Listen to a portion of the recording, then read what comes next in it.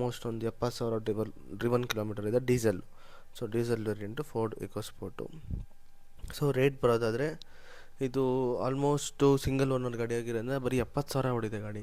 So ಜಾಸ್ತಿ ಕೂಡ ಓಡಿರಲ್ಲ, ಒಂದು 70,000-75,000 ಗಾಡಿ ಓಡಿದೆ. ಸೊ ಟೈರ್ ಕಂಡೀಷನ್ ನೋಡ್ಬೋದು, ಟೈರ್ ಕಂಡೀಷನ್ ಕೂಡ ಚೆನ್ನಾಗಿದೆ. ಇನ್ಶೂರೆನ್ಸ್ ರನ್ನಿಂಗಲ್ಲಿದೆ, FC ಎಲ್ಲ ಗೊತ್ತಿರುತ್ತಲ್ಲ ರನ್ನಿಂಗಲ್ಲಿದೆ. ಸೊ ಟೈರ್ ಬಂದ್ಬಿಟ್ಟು ಆಲ್ಮೋಸ್ಟ್ 70% ಟೈರ್ ಇದೆ. ಸೊ ಗಾಡಿ ನೋಡ್ಬೋದು, ಒಂಚೂರು ಸ್ಕ್ರ್ಯಾಚ್ ಇಲ್ಲ. Showroom maintenance super. ಇವತ್ತಿನವರೆಗೂ ಕೂಡ ಇಲ್ಲಿ ಮಾಗಡಿ ರೋಡ್ ಶೋರೂಮಲ್ಲೇ ಮೇಂಟೈನ್ ಆಗ್ತಿರೋ ಗಾಡಿ ಇದು.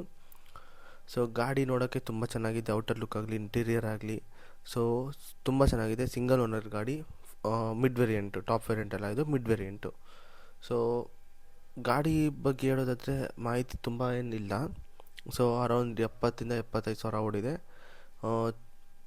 ರೇಟ್ ಬರೋದಾದರೆ ಇದು 5.5 ಲಕ್ಷ ಅಂತ ಕೋಟ್ ಮಾಡ್ತಿದ್ದಾರೆ.